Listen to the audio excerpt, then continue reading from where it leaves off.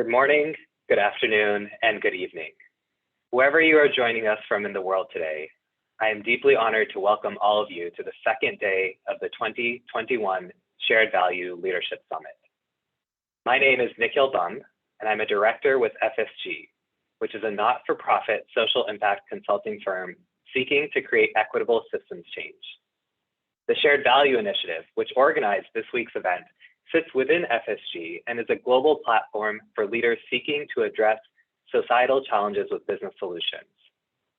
For those who were able to join us yesterday, you heard about the role companies have to create change, to address the greatest social issues of our time, and about the significant opportunity companies have missed by not taking an explicit focus on equity.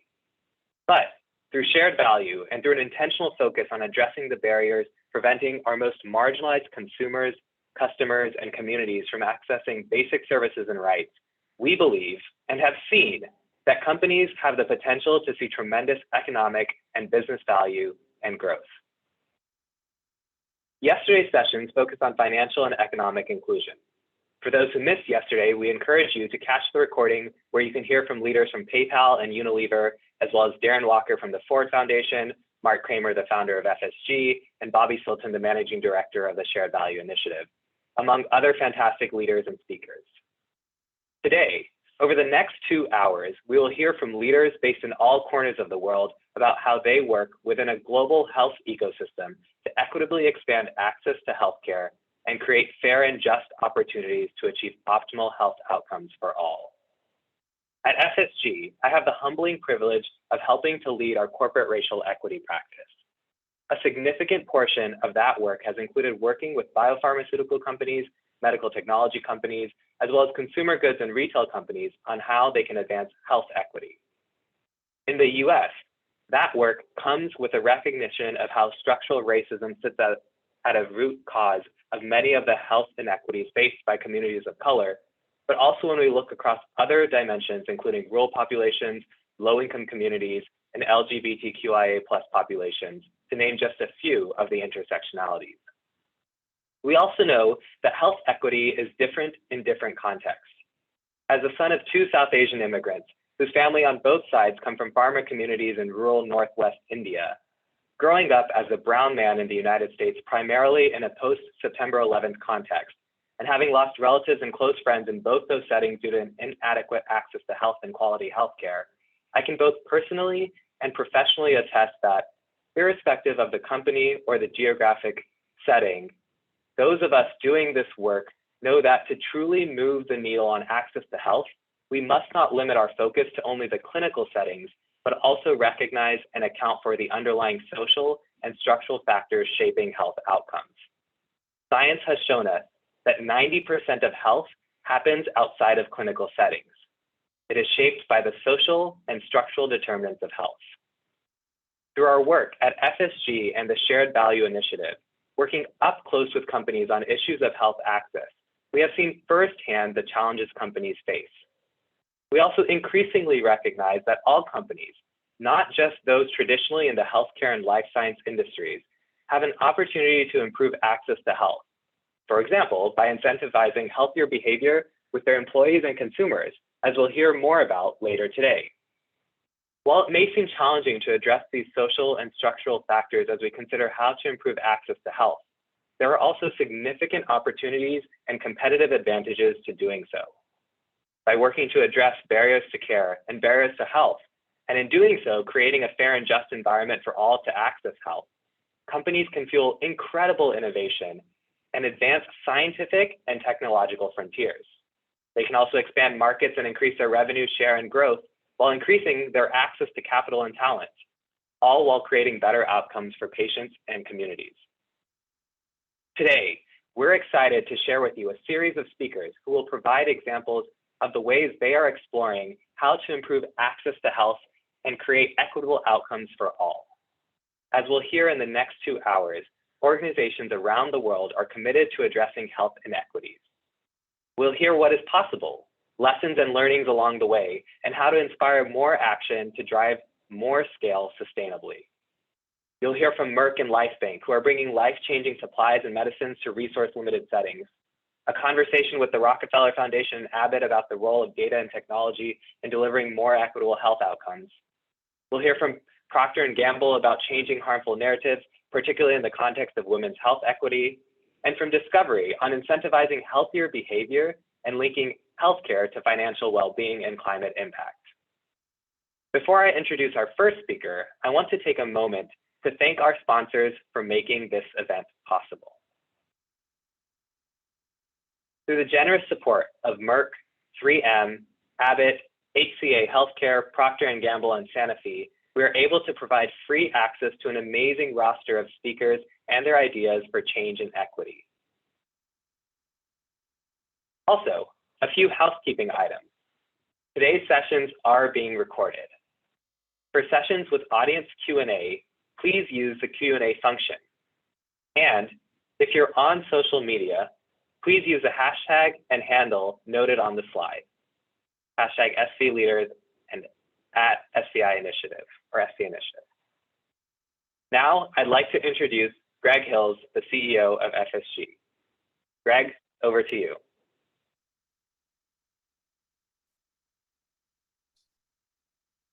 Thank you, Nikhil. Hello, everyone, and thank you for joining day 2 of the Shared Value Leadership Summit.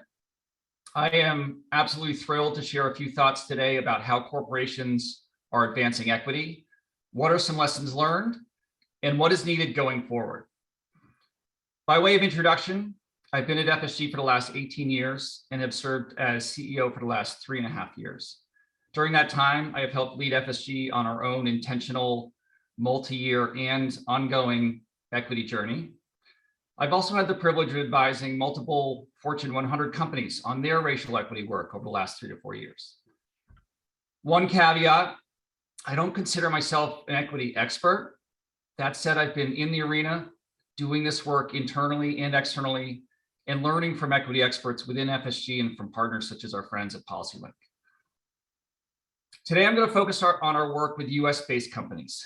That work primarily emphasizes racial equity. However, many of these lessons are relevant across geographies and different types of equity.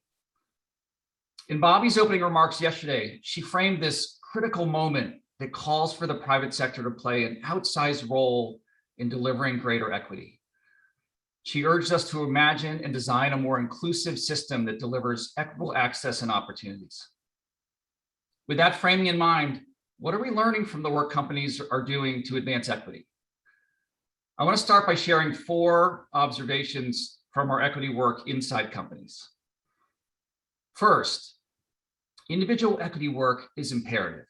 If we skip over this step, our companies will be ill-equipped to advance equitable strategies. Of course, we know people are at different points on their equity journeys. What's important is to increase an individual's awareness and capacity to understand and address inequities.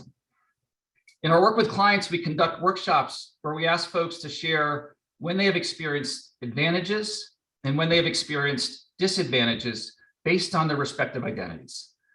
I can tell you it's a fascinating exercise. I've observed straight white men like myself really struggle to identify any moments of disadvantage in their lives, whereas women or people of color could fill an hour sharing stories of the disadvantages they have experienced. This tends to be a light bulb moment for who have often walked through life benefiting from the layers of privilege built into our systems and cultures. Second, senior leadership matters. It sounds trite, but if your CEO and executive team are not leading on equity, your company won't take it seriously and the culture will not evolve fast enough. This requires authenticity and vulnerability from our senior leaders. It requires listening and learning. It requires creating more diverse and inclusive decision-making structures. I've worked with companies where the CEO was deeply committed and participating in equity work, in the room, advancing the agenda. That was so powerful and inspiring. But I've also worked with companies where the CEO and executive team were absent from the equity conversations, not participating, not doing the work, not advancing their learning with the internal champions. Their absence was called out by participants. Internally, this dynamic can be experienced as a form of equity washing. And we know that this internal perception will eventually become the external perception as well. Third, reckoning with past harms. Over the years, companies have contributed to inequitable outcomes in their communities, intentionally or not. In our work with clients, we've seen longtime employees of companies learn, often for the first time, how their company's business decisions have harmed historically marginalized communities. Back in 2019, FSG released a report called Reckoning, Repair, and Change, which provided guidance to companies seeking to advance their racial equity work. A critical step in earning the trust of stakeholders is understanding and acknowledging the history of a company's role in creating and sustaining inequities. When we think about advancing health equity, the primary topic of today's sessions, we can learn from the examples of how the healthcare industry has been reckoning with past harms. The pharmaceutical industry, for example, is reckoning with past exclusionary approaches to clinical R&D. Marginalized populations who could benefit most from new products have often been systematically excluded from the clinical R&D process. The behavioral health field is reckoning with the role of the field of psychiatry, which has supported racist ideas and contributed to behavioral health inequities. For example, recent studies point to the continued overdiagnosis of schizophrenia and underdiagnosis of mood disorders in the Black community. And in our hospitals and health systems, providers are less likely to deliver effective treatment to people of color when compared to their white counterparts. This includes physician bias, underestimating pain that Black people feel, and Black patients receiving older, cheaper, or more conservative treatments. I know that these reckoning conversations are super challenging to have within a company, excruciating really. And it's even more difficult to make these acknowledgements public, particularly for most companies that are fiercely managing their brands and reputations. At the same time, it's critical that companies be honest about their past contributions to inequities as a starting point for creating a more equitable future. Fourth, core versus periphery. Many companies are focusing their equity efforts in their philanthropic and CSR activities. That's important, but change at scale will not happen unless this transformation is core to a company's mission, vision, and strategy. FSG and PolicyLink recently published a paper titled Healthcare and the Competitive Advantage of Racial Equity. The paper examines how leading healthcare companies are redesigning the ways they provide core products and services to better meet the needs of people of color and to simultaneously achieve business value. I'll walk through just a couple of examples.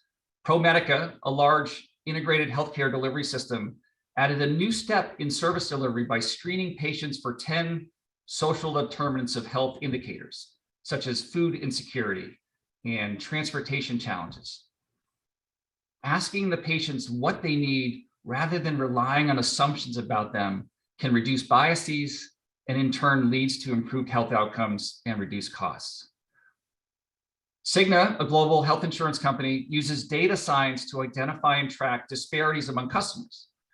Cigna created a disparities dashboard to track several quality measures by race and by gender, which informs the development of targeted clinical interventions, such as a colon cancer screening campaign culturally tailored for Latino and Black men.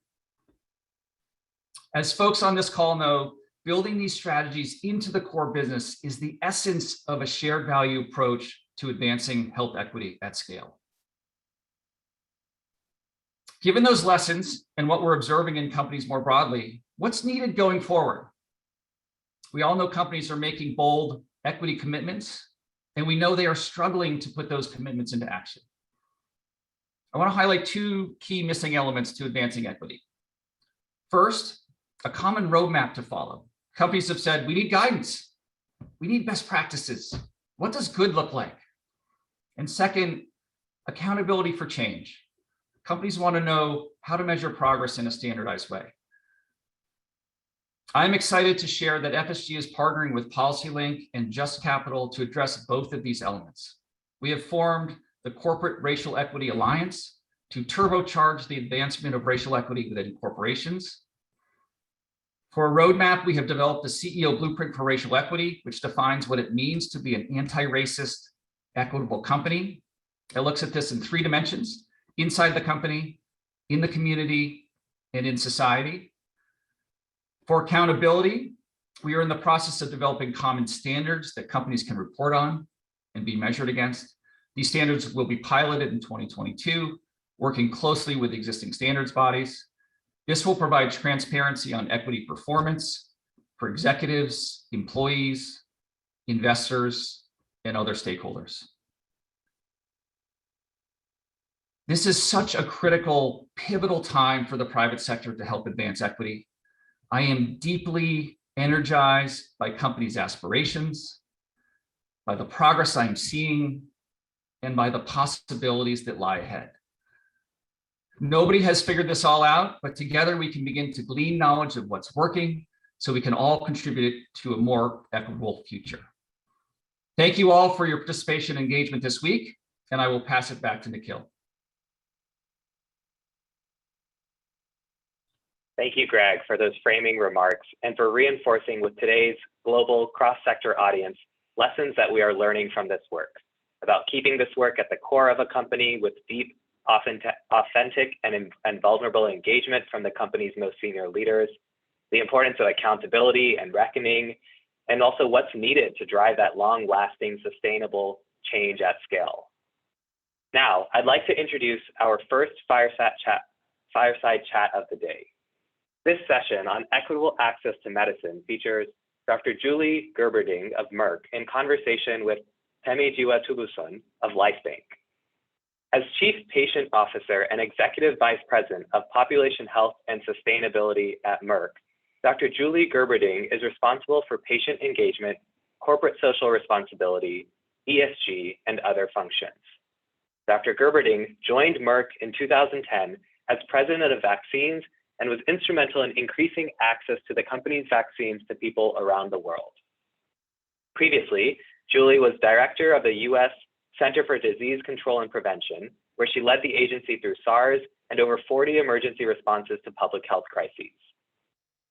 Temi Jiwatubuson is the founder and CEO of LifeBank, a technology company that powers hospitals and care centers to deliver quality healthcare to patients in emerging markets. Since 2016, the company has distributed more than 52,000 products to more than 30,000 patients in nearly 1,200 hospitals in Africa. Temi was a Global Health Corps Fellow and has over 10 years of health management experience with the Department for International Development, or DFID, the World Health Organization, UNDP, and the Lagos State Government. There is an opportunity for audience Q&A at the end of the session, so please submit your questions throughout this discussion. Temi, over to you.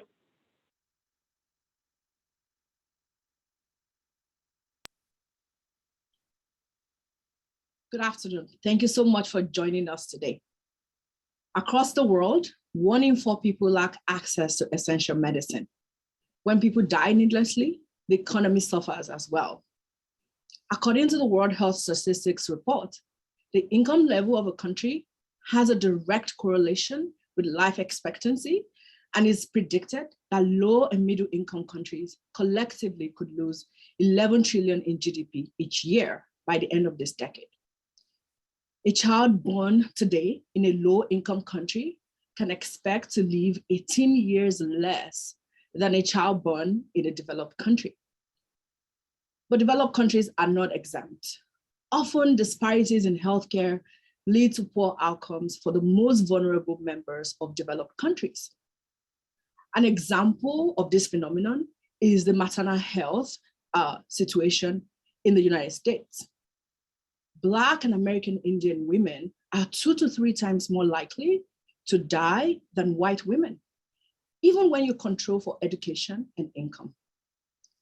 Of course, these are averages, but these facts play out in actual human lives across our communities globally. COVID-19 has made this inequity more apparent, both within countries and between regions of the world. Over to you, Julie.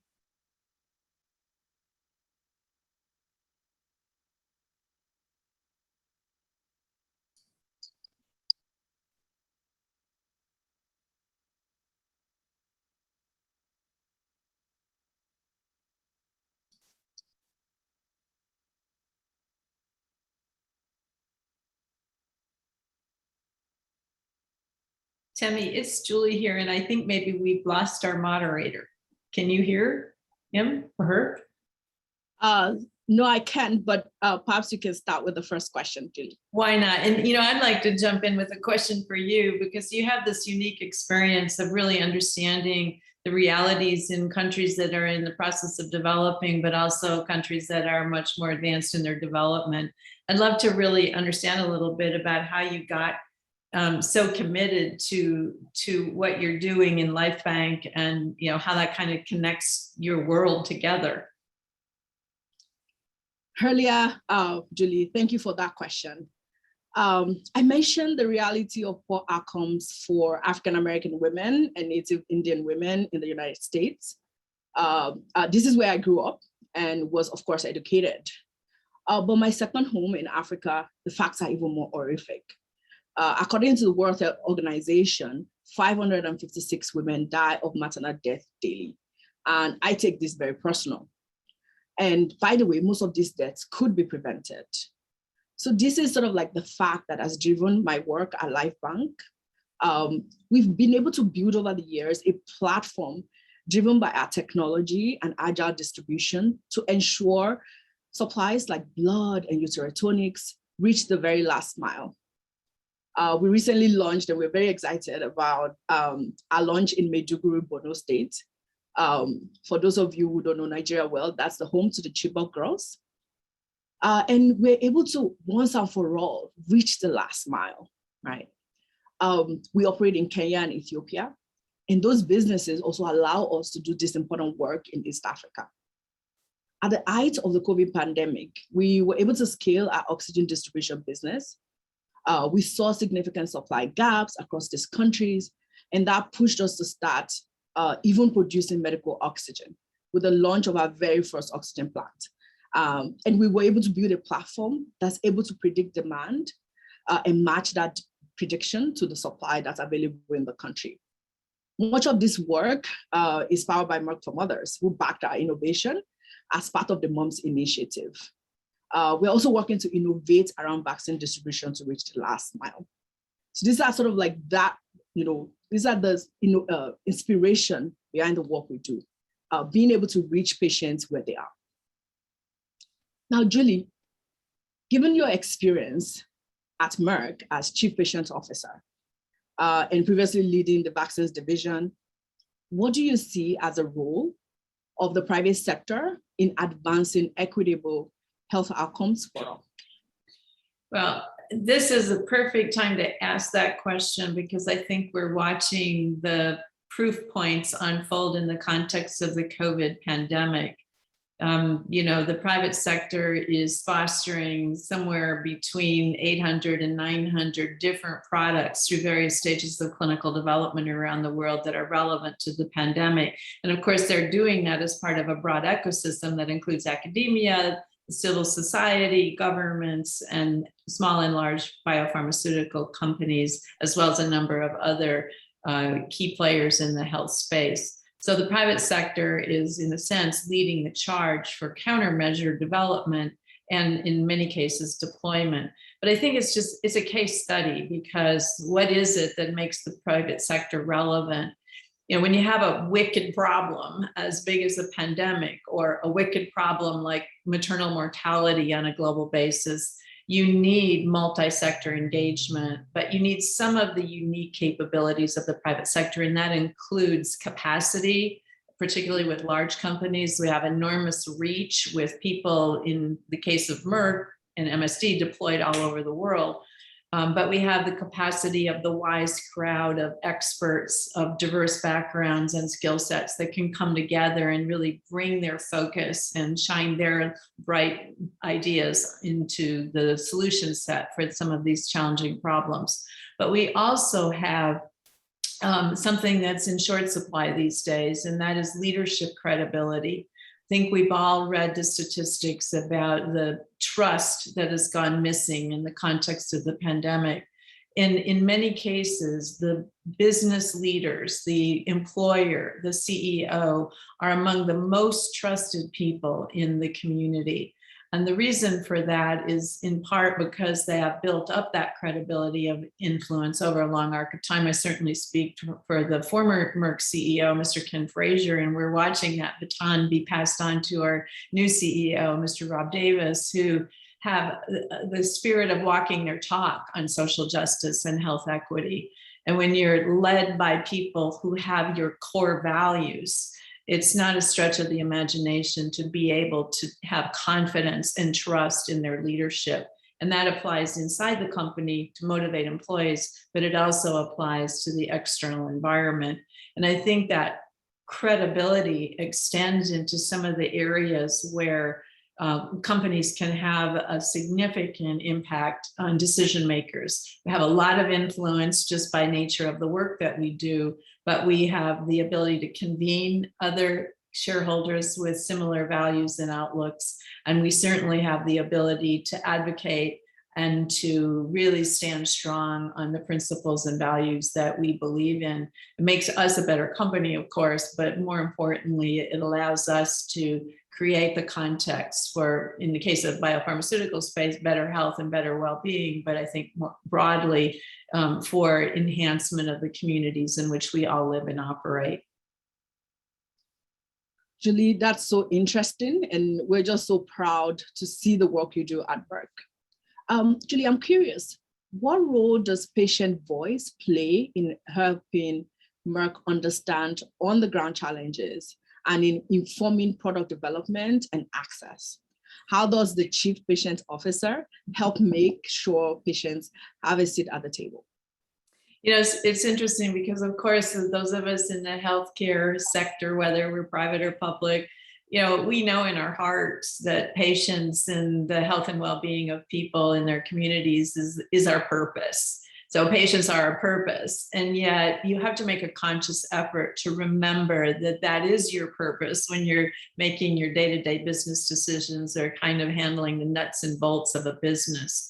So I think as we've really stepped back away and thought a lot about what makes a company great, what really enhances the relevance and the impact of the world that you're operating in, it's very clear that if we begin and end with our patients, we're going to be much better situated to have the kind of health impact we're striving for, but we'll also be more likely to succeed because we will have benefited from the insights of the people who matter most in the decisions about our solutions, our medicines, and our vaccines in the case of Merck. Yeah, you know, so what the Chief Patient Officer really represents, I think, is not an office that has a certain set of functions, but rather a demonstration that there is a senior leadership commitment to making sure end to end, inside, outside, that the patient is the most important thing that drives our overall decision making.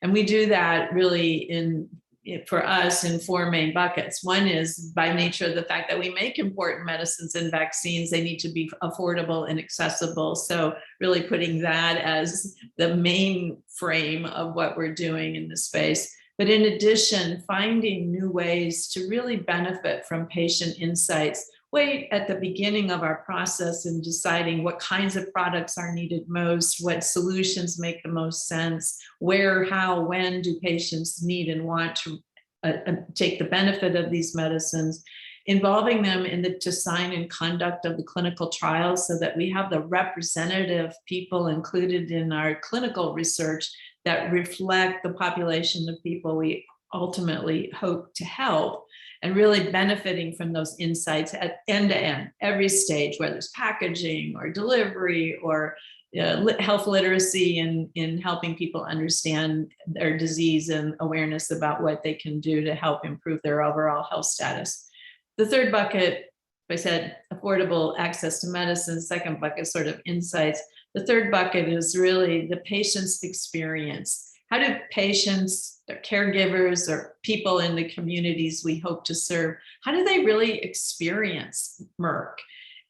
Do they find us easy to get answers from? Do they find information when and where they want it? Do we provide them with tools and translations, transparency that really help them have confidence and trust but also do we serve as an appropriate resource for their needs?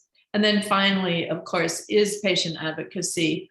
If you step back away from it, if you're looking for alignment around policy and advocacy, who is really more aligned than the patient communities who have important unmet medical needs that are waiting for new solutions to solve their specific medical challenges, and the biopharmaceutical industry, which is working diligently, scientifically, and beyond to try to find those solutions and bring them to market. We want the same thing, better medicines faster and more affordably. And so that alignment really helps bring us to the full closure.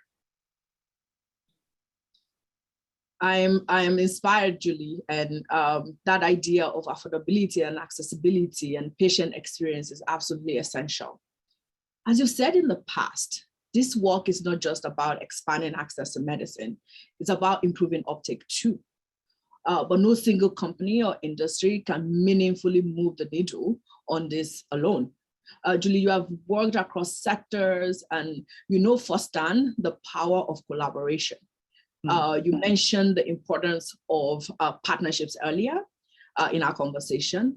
Tell us how partnerships can help amplify business efforts and build the systems, infrastructure, and trust needed to improve the health and well-being of all individuals and communities around the world.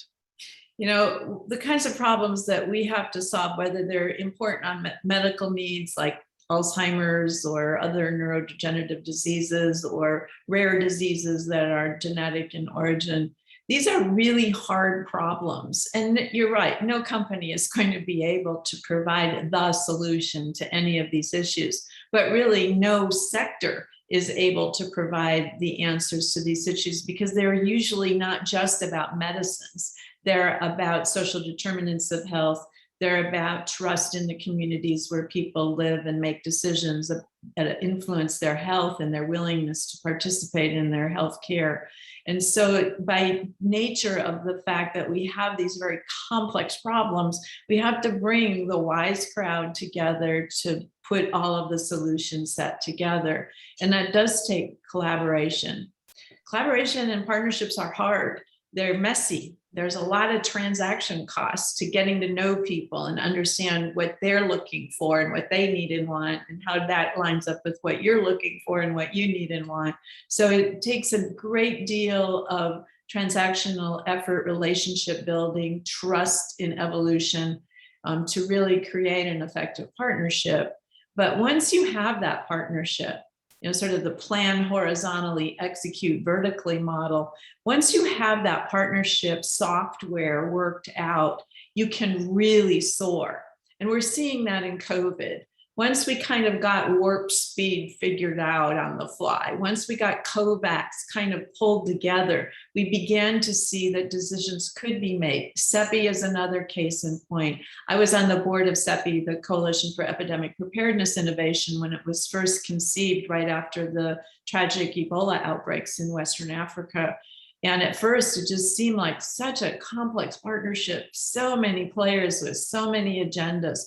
But as we worked through that and really got the organization settled, the governance determined, and then the resources becoming more available, look at what CEPI's done in the context of the COVID pandemic, and look where it's aiming to go from here to really make sure that we have platform countermeasures for whatever the next infectious disease outbreak is. So these kinds of partnerships are worth investing in.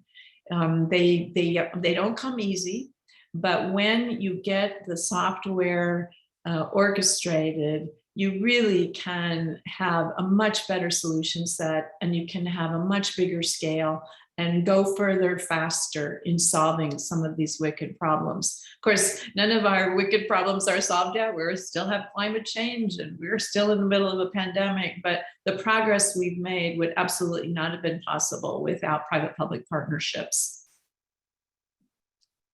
Julie, what an enlightening conversation we've had. I'm so glad to be one of the collaborators in the work Merck does to change the world. Audience, before we wrap up, Julie and I would like our audience to give us the opportunity to ask 2 to 3 questions. I hope that's all right by you, Julie. Yes, absolutely. Well, here's a question for Julie. Merck does a great job understanding the needs of the people they're serving worldwide. That's not easy.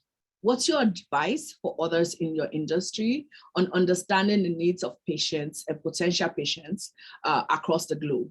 How can others do that effectively and efficiently?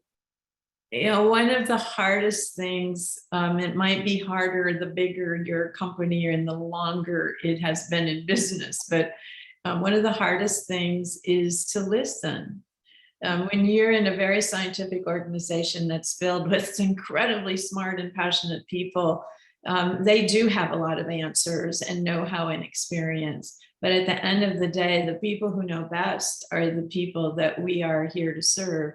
And spending the time to truly listen, not just do a 1-hour conversation, but to really get out to the front line, to sit down quietly, really try to understand the patient experience or the caregiver experience or the health provider experience for that matter at the front line. And once you really can get into that space, you start understanding that for most people, it isn't about the pill or the vaccine. It's really about the surround sound that allows them to have confidence that they can manage their health, the convenience and the affordability. And it isn't just how much does the pill cost, it's how much does the bus fare to the doctor cost, how much does the childcare cost, all of the other things that have to be aligned in order for people to really take advantage of what we're trying to do. And the more we can see the big picture by really experiencing what our patients are experiencing, the better we are to avoid making stupid mistakes that create things that work well from our standpoint, but really don't meet the patient's needs. But more importantly, I think we can co-create some pretty clever and interesting solutions, employing health tech and convenient places to receive care, et cetera, et cetera. So in a sense, we're at a very exciting frontier of better health because we have the opportunity to learn from the experiences that people have had during the pandemic to really stare these health inequities in the face and get to the bottom of them, but then together with the communities that have been left out, learn how we can do better going forward. Wow, inspiring. So I have another question. What is your opinion on waiving patents on COVID-19 medications? I think this is from someone from Doctors Without Borders. They see that monopolies are often an obstacle between people and the life-saving health tools they need. Patents and other exclusivities limit supply and keep prices high. Well, you know, this is a complicated issue because obviously, broadly speaking, in the industry, patents are our lifeblood. If we can't protect our intellectual property, we really have no value. And that does not encourage investors to put the money at risk that's necessary for us to do what we do. But having said that, I think this is not a black or white situation. I'm proud of Merck providing our antiviral medicine for COVID to several Indian generic manufacturers, one of whom announced today that they were producing the drug so that they can provide not only for India, but for more than 100 other resource challenged countries. But in addition, by giving the intellectual access to our property IP for molnupiravir to the medicines patent pool, we're assuring that generic companies in other environments would also be able to take advantage of that intellectual property. This is a pandemic, and to me that seems like the right and reasonable thing to do. And I think we're, hoping that the drug will be as helpful as some of our early experience suggests that it is. And we have more to learn and more studies underway that may define that more clearly. But it's one piece of the pie. And yet that balance is challenging, and we can have lots of debates about where that balance needs to lie. But I think this was one example where it just didn't seem to take a lot of concentrated conversation inside of Merck to know what the right thing to do really was. Great, amazing. So one more question, Julie. What have you learned during the COVID pandemic that surprised you? What insights will you leverage and apply when confronting other health challenges? And I think this question is for the two of us, but Julie, please go ahead. Well, I'm going to not probably answer the question the way someone might be hoping I would answer it, but I would say that I think for all of us who are really watching what's happened in basically the last 2 years, humility, because at every point, pronouncements have been made about, the shape of the pandemic, how it will go, how it won't go, what's working, what's not working, how effective the vaccines will be, how effective they're not. We have seen the science unfold in very surprising ways. Just these past few days, we've learned that somewhere around 80% of the white-tailed deer in Iowa are carrying the SARS-CoV-2 virus. Now, how is that? And what does that mean for the endemic nature of this virus and its ongoing evolution and the emergence of new variants? We need to maintain a spirit of humility and a commitment to learn and adapt as we go. One of the problems and I think mistakes that we've made is by making strong pronouncements in black and white terms. Then when the science evolves or things aren't the way we thought they were going to turn out, we really do lose the trust and confidence of people.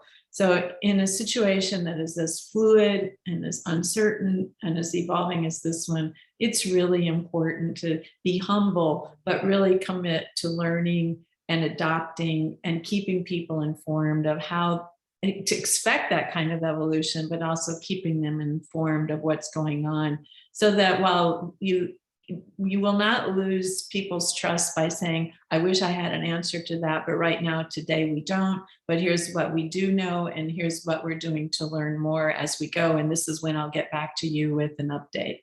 That builds trust, not promising things and then having to change our mind or change our direction.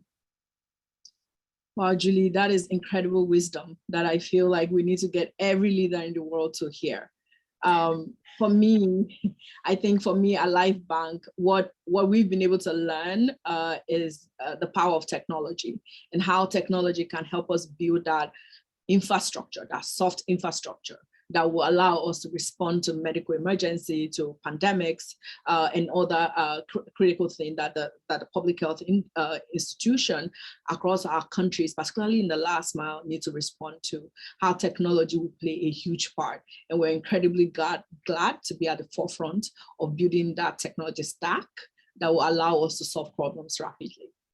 I love that, Temi, because it's very disruptive. You're leapfrogging into the future, and in a sense, well, there's no silver lining to this pandemic. It does give you a little bit of a catalyst to get there faster. So thank you for what you're doing. That's wonderful. Thank you so much. Wow, what an incredible conversation. Thank you all for joining us. And thank you, Julie, for the work we do at Merck and for just the leader, the wisdom that you have. Thank you, everyone, and over to you. Thank you. Thank you, Julie and Temi, for your powerful experiences and for sharing both your personal and professional lessons and stories, and how you've witnessed health disparities around the world and how you've been dedicating your careers to driving more equitable access to medical resources. I especially enjoyed hearing about how you are centering the patient voice and experience in new ways to fuel innovation in products and technology, but also in how you reach patients and how you partner with others.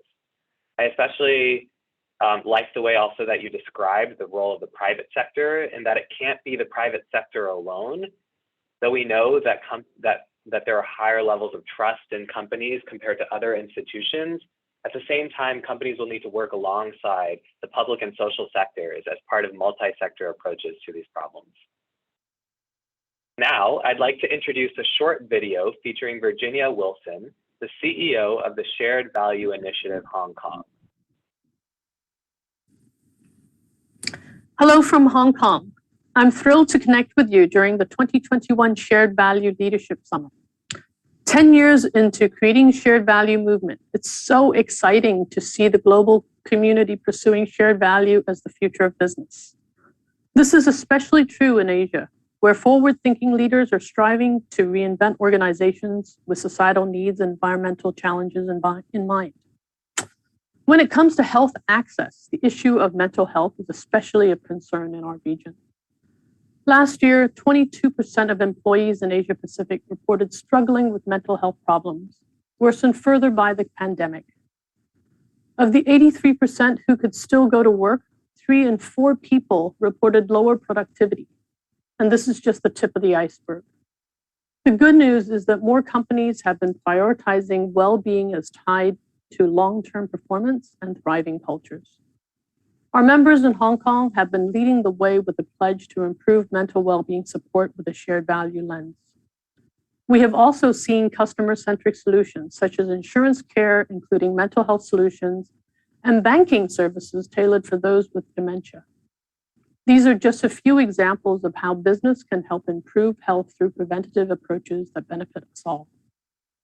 As we all try to emerge stronger from tough times, I look forward to seeing what innovations our global movement will co-create.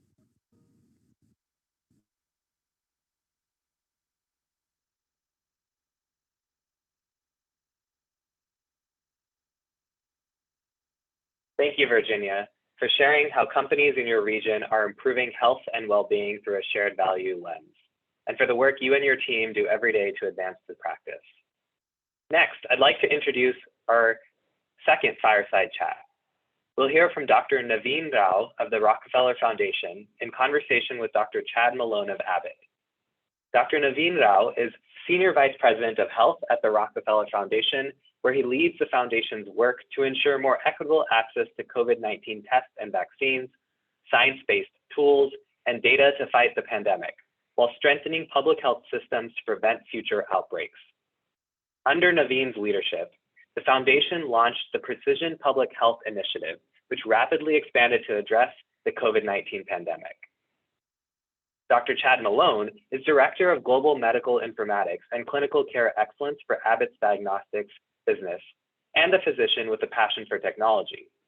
His work is focused on improving patient access to testing and care, as well as the clinician experience through innovative software and system solutions. Chad has more than 25 years of global experience in biomedical informatics, medical devices, and clinical and translational science, incorporating a strong information technology background and experience in healthcare data strategy, clinical practice, and patient outcomes. Chad, over to you. We're looking forward to your conversation with Naveen. Great, thanks, Nikhil. You know, it's great to be here, and those who aren't familiar with Abbott, we're in the business of creating life-changing technologies to help people both improve their health and live happier lives. Those include diagnostics, medical devices, nutrition products, branded generic medicines. One example of our consumer technologies are Freestyle Libre, which is a continuous glucose monitor that reads real-time glucose data from a patch on the upper arm of a patient. And this is just one way of how data is transforming our business and allowing this data to have insights that impact how a clinician practices, and more importantly, how a patient gets care and ultimately that healthcare outcome in their journey. Now in diagnostics, I play a little different role with data. We are taking both clinical data and patient-generated data and bringing it together and offering insights at the point of care to help make faster and better decisions for these patients. This is why I'm so excited to be here with Dr. Rao. And as we both know, and all of us know, that big data does hold tremendous promise in delivering equitable outcomes. However, the gathering, the analysis, and the application of this data needs to be inclusive. And we talk about population health, and we talk about public health, which has kind of become kind of a white word, white noise in healthcare. You can't treat a population unless you treat the individual. And really where I'm focused is taking that excellent clinical data, which is great, but bringing it together with the patient voice, the patient-generated data, the patient-reported outcomes, and social determinants of health to really drive better healthcare. Just one example of that is recently with the COVID issues we've all had. We had a health system mass surveil with our technology through a very friendly mobile survey tool, their entire population to understand COVID risk and where their at-risk populations were. But they also included questions around food scarcity, transportation, mental health, depression and anxiety screening. But they also asked, would you like a phone call? And of course, the health system was able to help people get access to food, transportation, and help with some of those mental things they may be facing. But more importantly, 19% of them wanted a phone call. They wanted reassurance, a touch from someone they trust in a very stressful time. And as we look at this intersection of data and healthcare, there's challenges and obstacles to overcome, but there's a tremendous potential for shared value.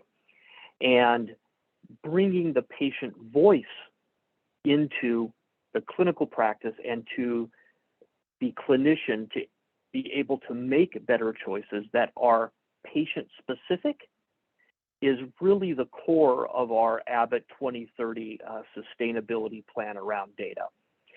We really need to meet people where they are emotionally, physically, and of course, clinically. And this is the best way to drive equitable care and drive shared value. And that's why I'm delighted to have Dr. Rao with us today from the Rockefeller Foundation joining us in this discussion. Thanks, Dr. Rao, and I'm excited to chat with you today. First thing I want to ask, which is a little different than what we were going to talk about, is when we chatted earlier, you really wanted to make a point initially around the difference between healthcare and health. Start a baseline here. What are your thoughts there? Thank you, Chad. Thank you for the opportunity. I apologize for the background. I know this is a fireside chat, and actually I'm in a hotel in Geneva that has a fireplace in the lobby. I was very tempted to take it down there and have a fire going behind me to make this a fireside, but unfortunately I'm in the hotel room and you're probably seeing the pillows on the bed. So apologies for the background. I do thank you for the opportunity, Chad, and I also appreciate Shared Value Initiative to invite me. This is really true, what you say, and a lot of us confabulate health and healthcare. The moment we say health, many of us automatically think of hospitals, doctors, medicines, and all that is healthcare. We go there because that's the shiny toy, that's where the investments are, that's where we talk about, and in fact, US has the best hospitals, medicines, and doctors, yet during this COVID pandemic suffered because the other end of the spectrum is health. And health is not healthcare. In fact, healthcare is for the people who are already ill. What we do on the healthcare system, and I'm part of it as a physician, is we tune you up and put you back in the environment that caused the problem. So if there's a young girl coming to the hospital emergency room with asthma, we treat her asthma and then send her back to live on top of the bus depot where she's inhaling all the gas fumes and is going to come right back. On the other side of the spectrum is health. And health is who you are, where you live, your level of education, the food you eat, the air you breathe, the amount of violence you're exposed to. That is health. By the way, health is 80% of health is social determinants of health. Only 20% of your health is healthcare. We confabulate the two, and the importance of having data on the health side that looks at the social determinants of health to put it in context is absolutely vital, because our healthcare is getting better. We are getting better and better at fishing bodies out of the river. We can fish more bodies out of the river today than we did 100 years ago because of healthcare technology advances. But the question we need to ask is who's throwing them in? And what can we do at this end of the spectrum? So that is the health and healthcare point I was trying to make, and how important data is in that sense. No, that's great. And as we look at that, right, there is, of course, gathering that data. And sometimes gathering that data can be an issue.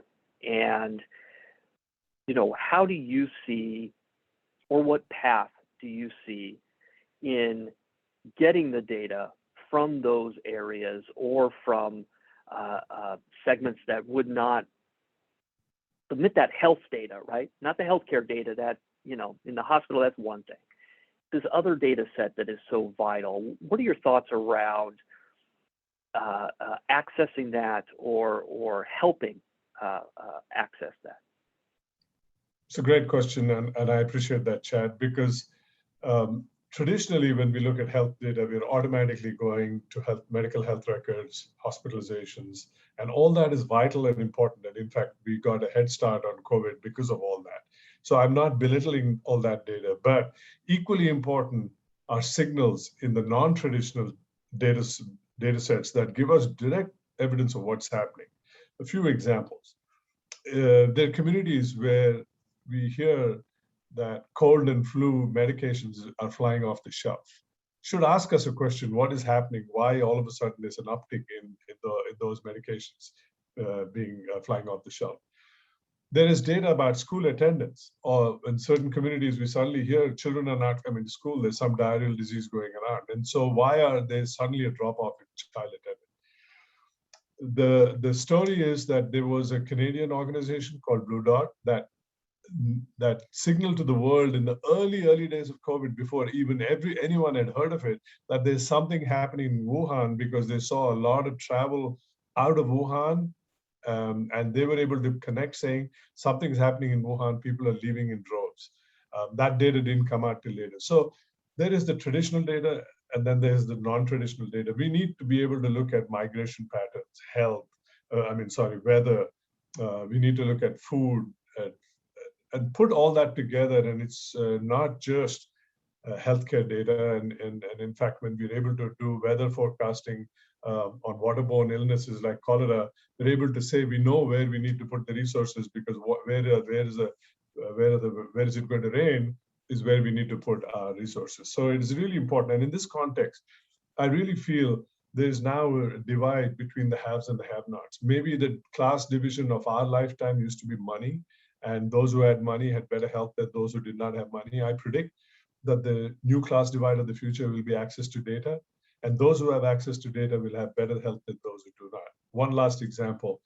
If you look at in our own lives, how having access to data has changed our life. I mean, before there was Carfax, you had to depend on the car salesman to tell you which model and how much to pay for that model of car. Today, Carfax puts the power of data in your hands.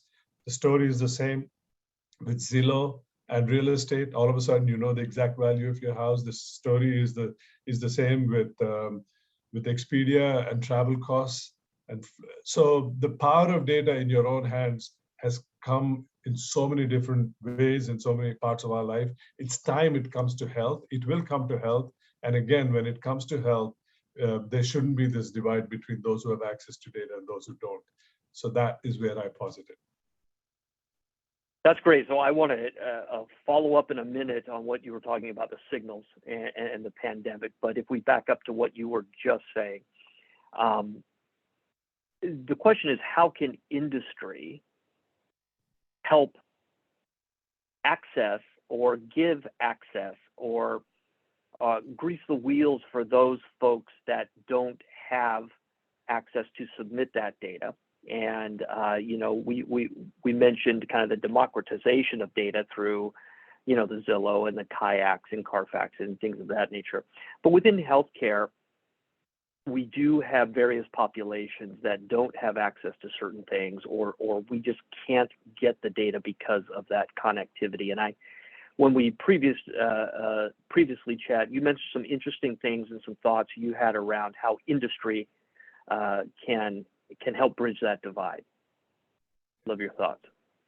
Thank you again. Chad, it's absolutely true. So the question is, what drives the private sector?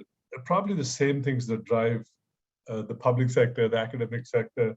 It's basically incentivizing for the right results, leveling the playing field, making it easy, and looking for local solutions. So if you really look at what technology is available, where it is, and the story with Kenya and financing and how 80-90% of all Kenyans now use M-Pesa.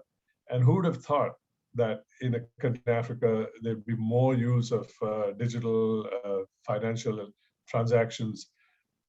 But it was all because of mobile technology. And now mobile technology is everywhere. So for us to say, how do we get access? It's just a question of incentivizing and putting in layers of protection and coming into it with an equity mindset.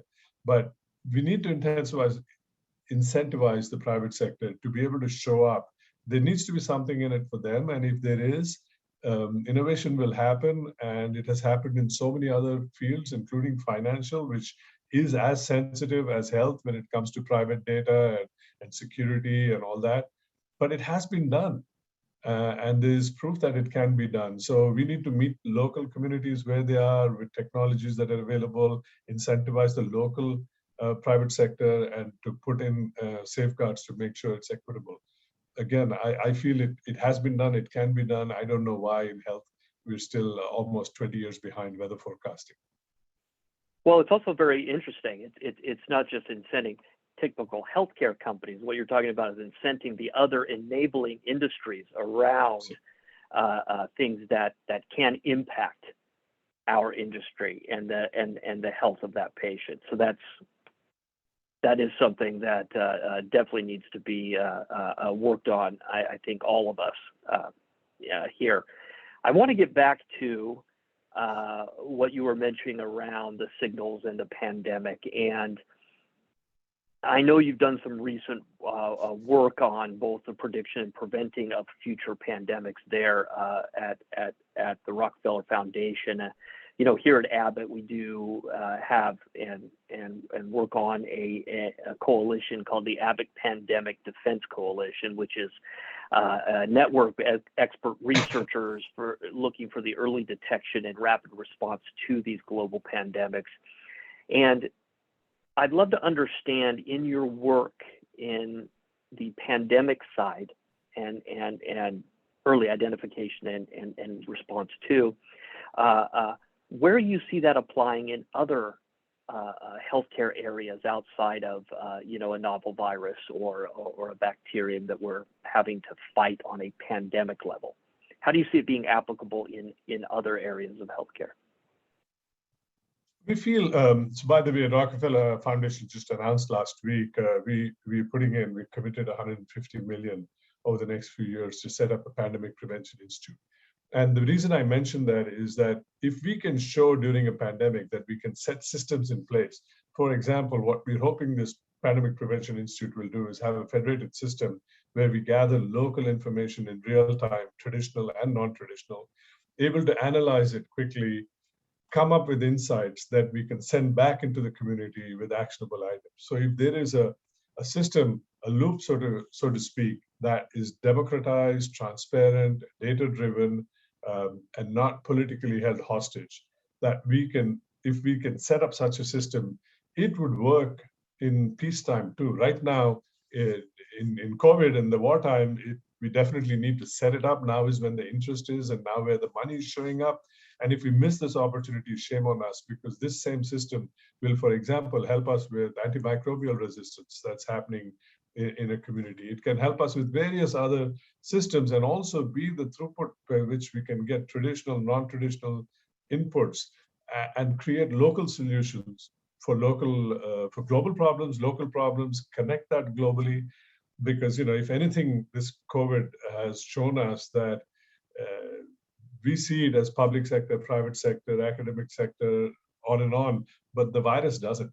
So we are all in this together.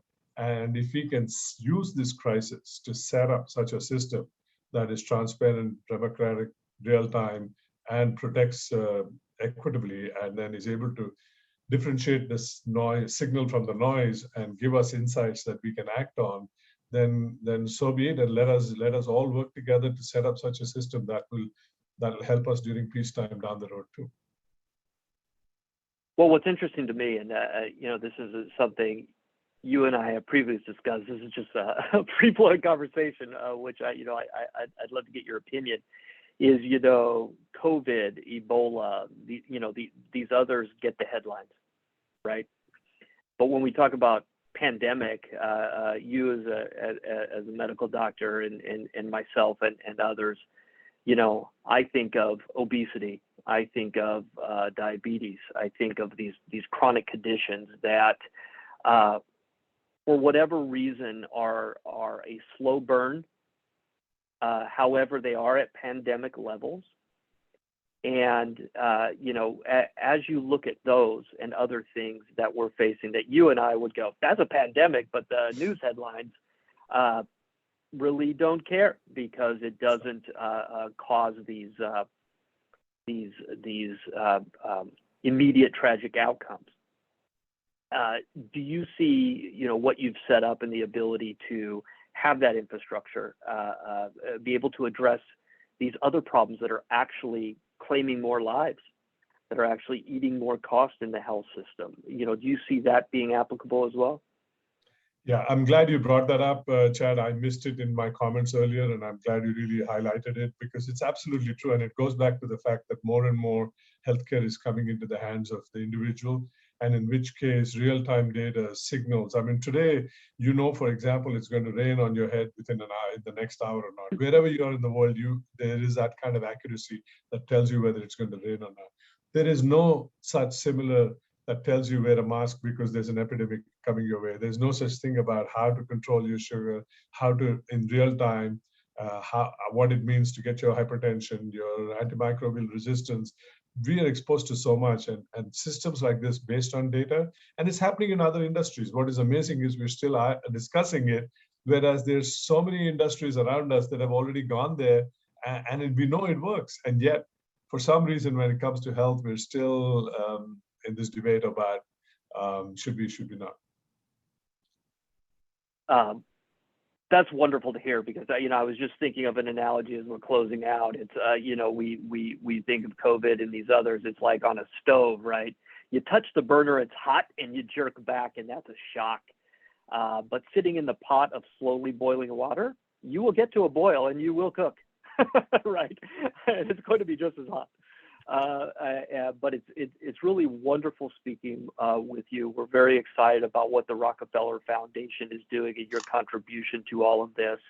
And we at Abeed are very, very thankful for being a part of this initiative and do go forward with the mindset of creating an equitable healthcare delivery organization. So I'm very thankful to you, Dr. Rao. I'm very thankful to the team.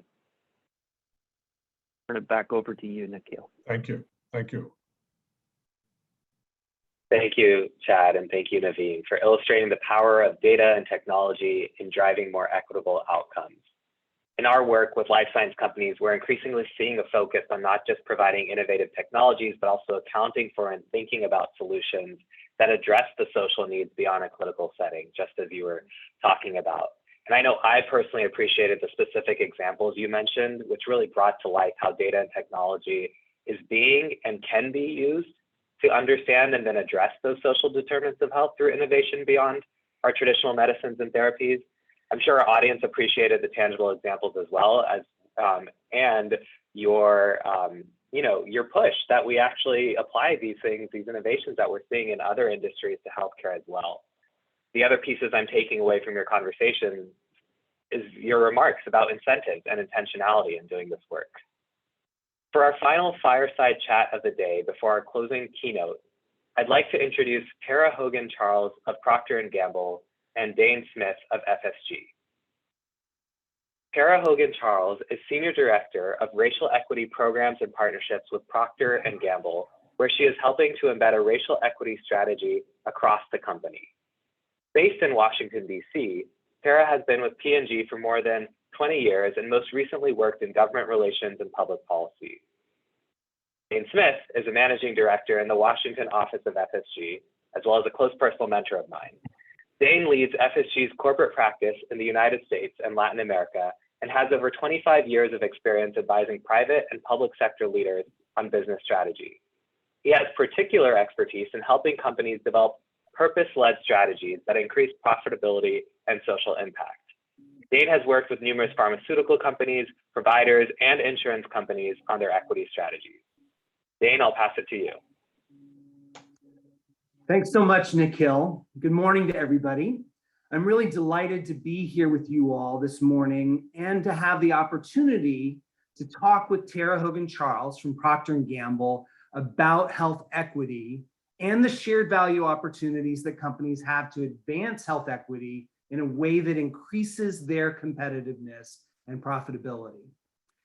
Now, one of the things that I've learned over the course of the last decade, working with companies to develop their shared value strategies, is that the company leaders who succeed must have conviction in and passion for the ideas that they're working on.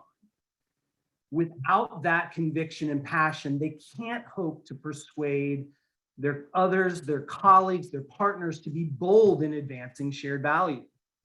As you are about to hear, Tara Hogan-Charles has that conviction and passion in abundance. I've known Tara for about 6 years, and I've really enjoyed watching her working with her colleagues and partners to find innovative ways to create social impact through the business. And I'm so happy that you all will be able to hear about some of P&G's wonderful examples today. We're going to focus a lot of our discussion over the next 20 minutes or so on gender equity in health. In most places around the world, women's health, particularly sexual, reproductive, and mental health, continues to be deeply stigmatized and considered taboo.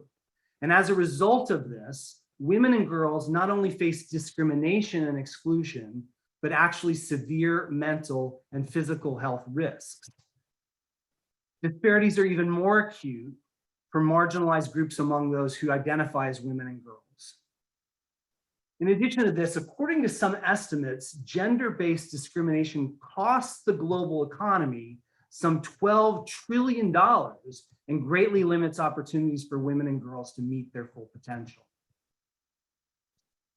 Tara, P&G's products reach more than 5 billion consumers each year. You and I have talked about this many times. I would love for you to share a little bit with our audience about how you think about the role of such an influential and powerful company to advance social change. And more specifically in that, what can companies like P&G do to help defeat gender-based discrimination around the world, particularly as it relates to women's health? Well, thanks so much for that introduction, Dane, and for teeing up this conversation. I am absolutely thrilled to be here with you. Almost 6 years to the week, Dane, that you flew to Cincinnati to help P&G on our purpose-driven strategy. So I actually looked back at my notes, and it was November of 2015 that we had our sessions here in Cincinnati. So I feel like this is a full circle conversation. So thank you so much for having me and inviting me to this conversation. I think it might be helpful to share a little bit about a quick overview of P&G. We are a 184-year-old consumer goods company headquartered here in the US in Cincinnati, Ohio. Our products are sold in more than 180 countries, and we have on-the-ground operations in 70 countries with about 99,000 employees. If you're not familiar with P&G, then I'm hoping you're familiar with many of our brands like Tide and Ariel and Pampers and Crest and Oral-B and Charmin.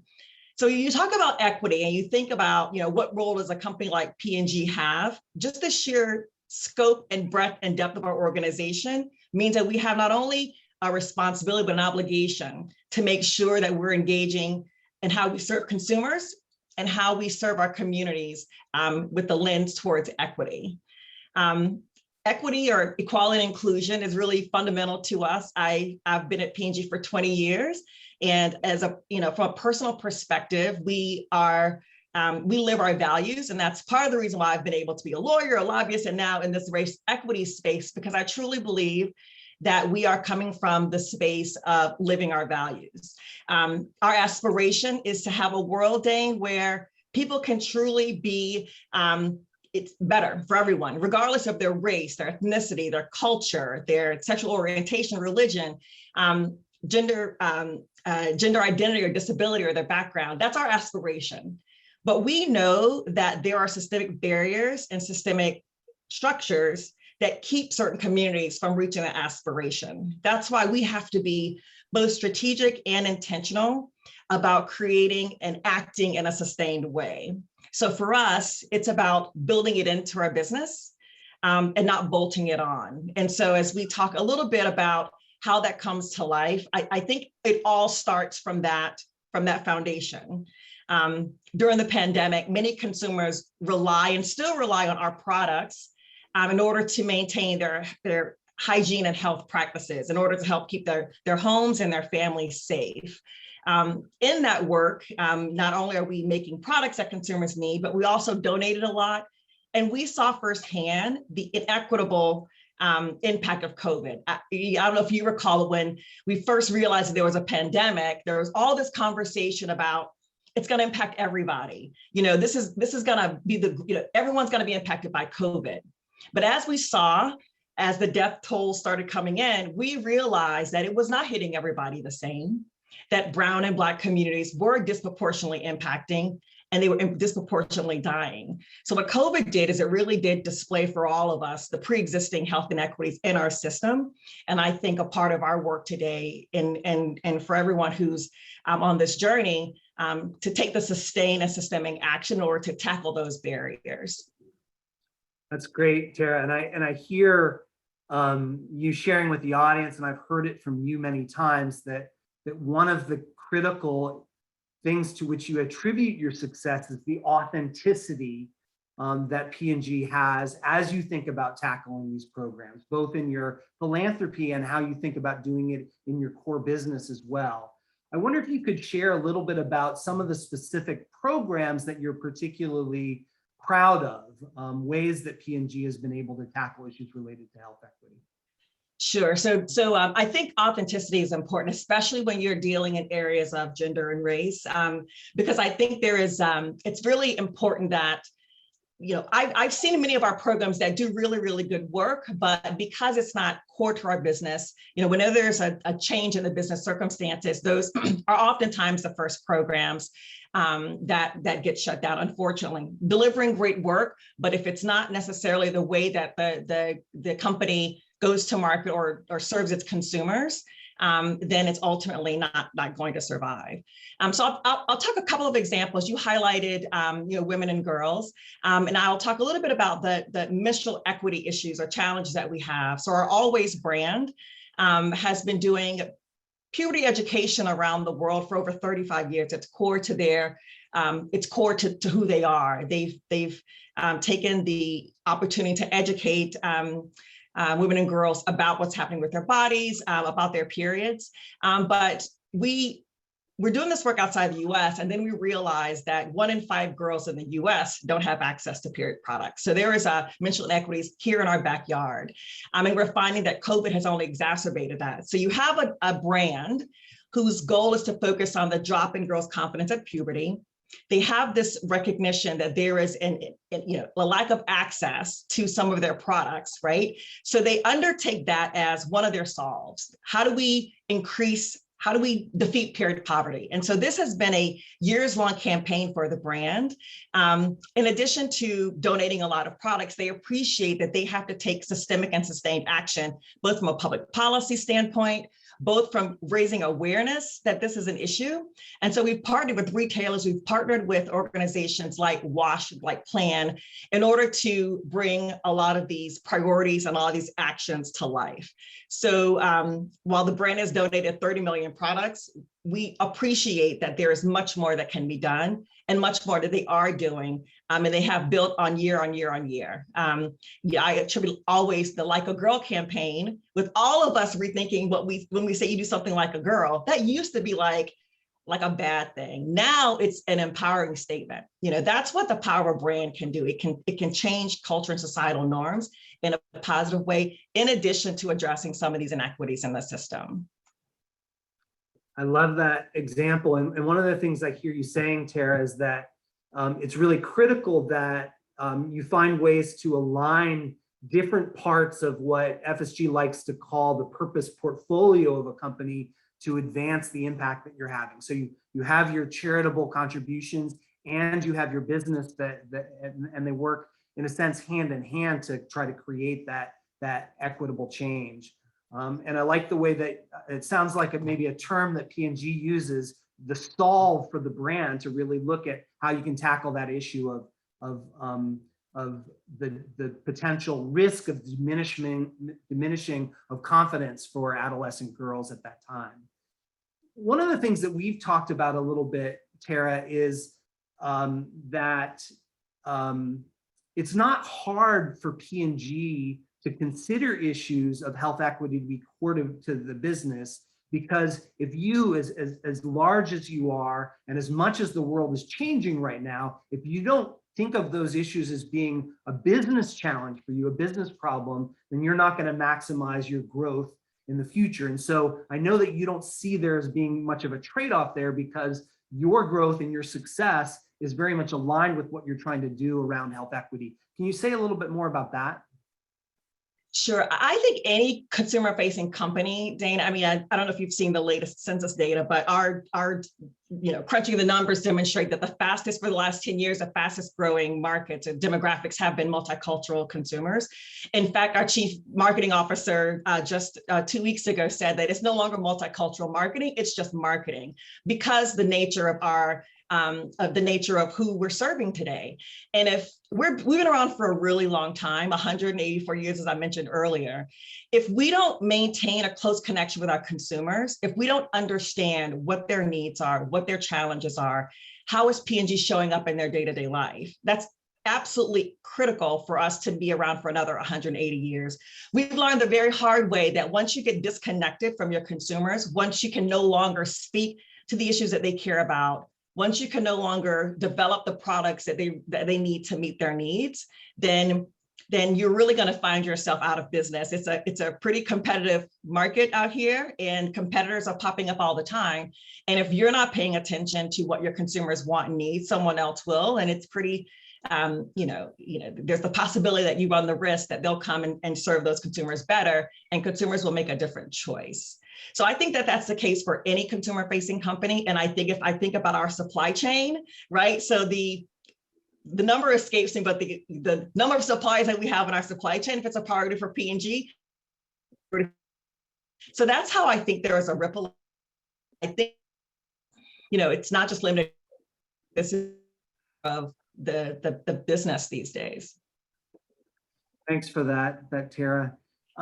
One of the things that's particularly notable about what P&G does is that you've been, I would say, innovative and even in some senses, some might say, willing to take some significant risks in the way that you use advertising and communications to challenge harmful stereotypes and to change the narrative.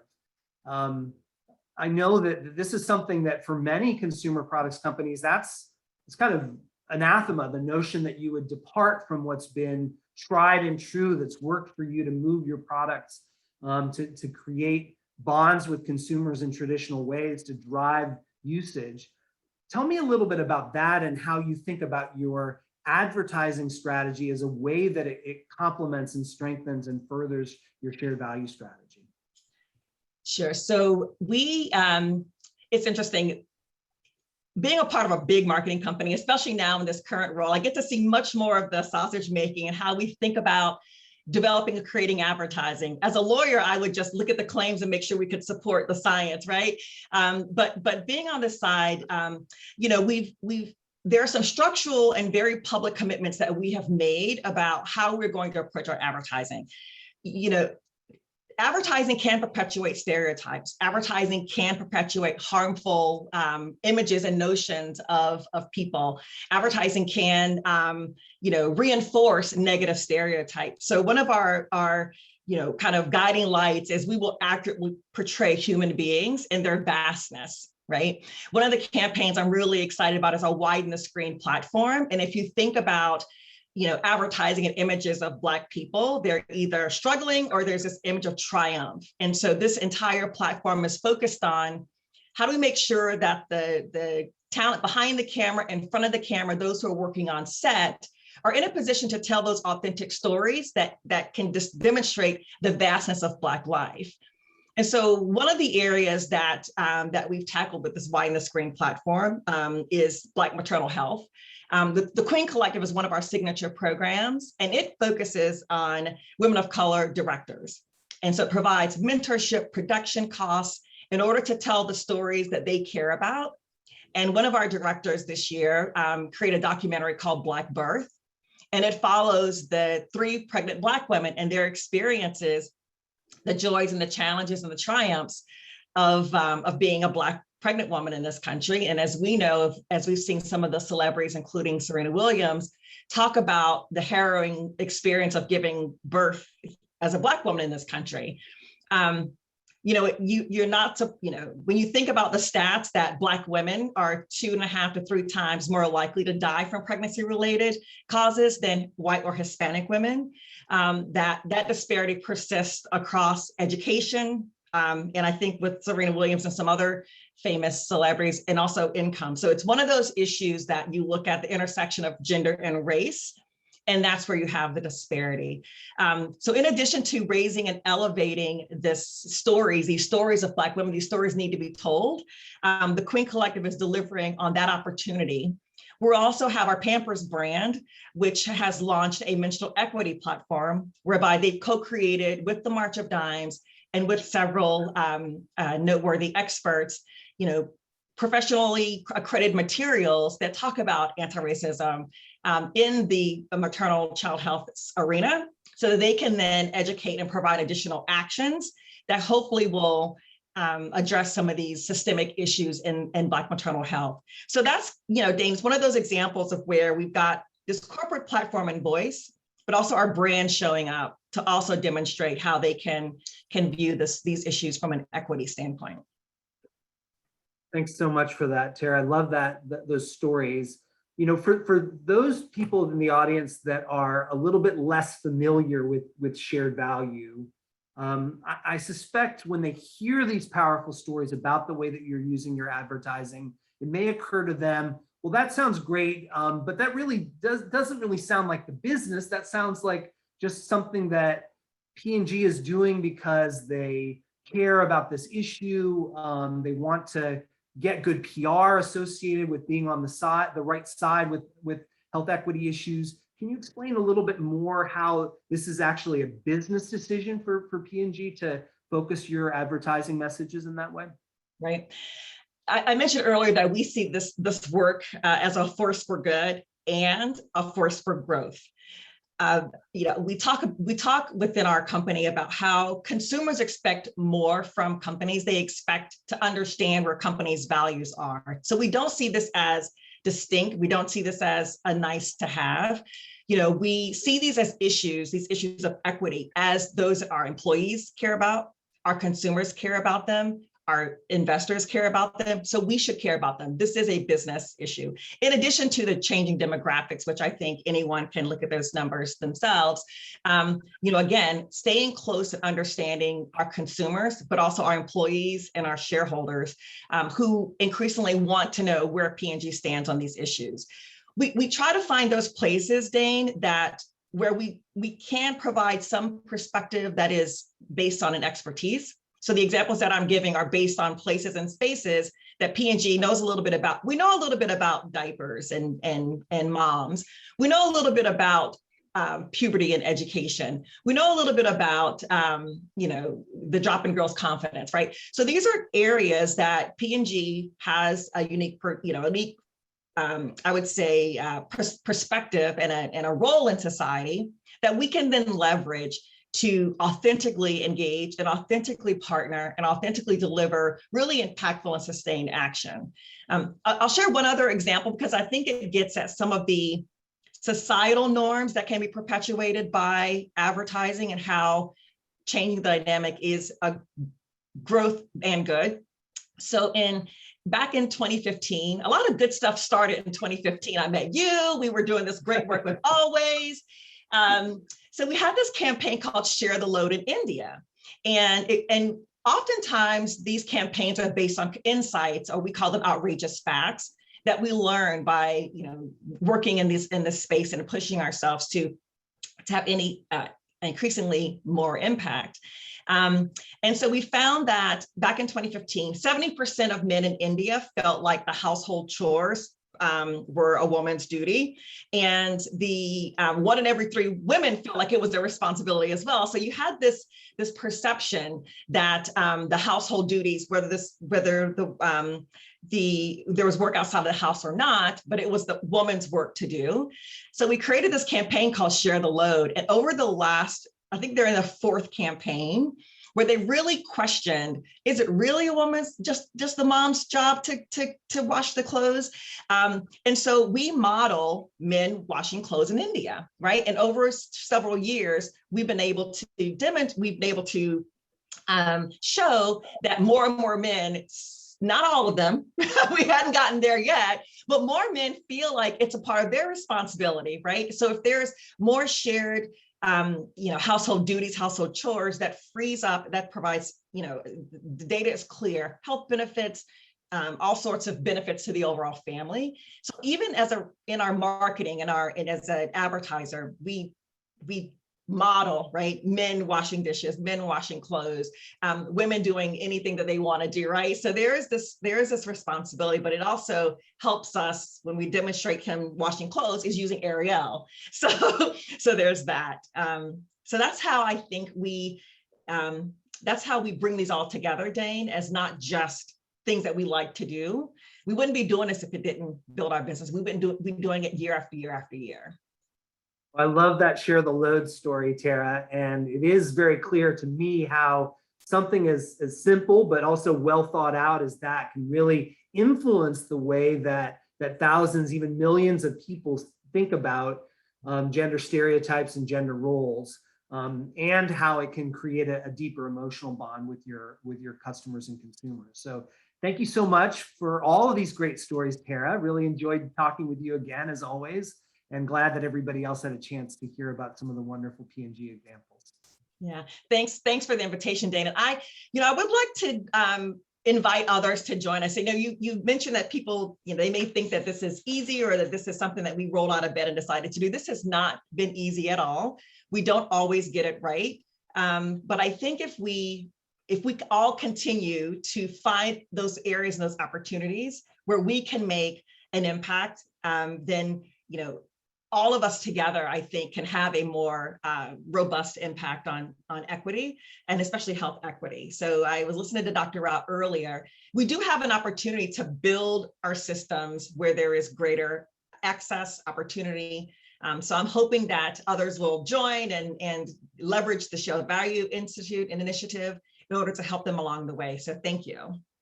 Thank you so much, Tara. Back to you, Nikhil. Thank you, Tara and Dane. And wow, really talk about conviction. What an informative discussion on women's health equity and the importance of imagery and voice in changing and challenging these harmful narratives.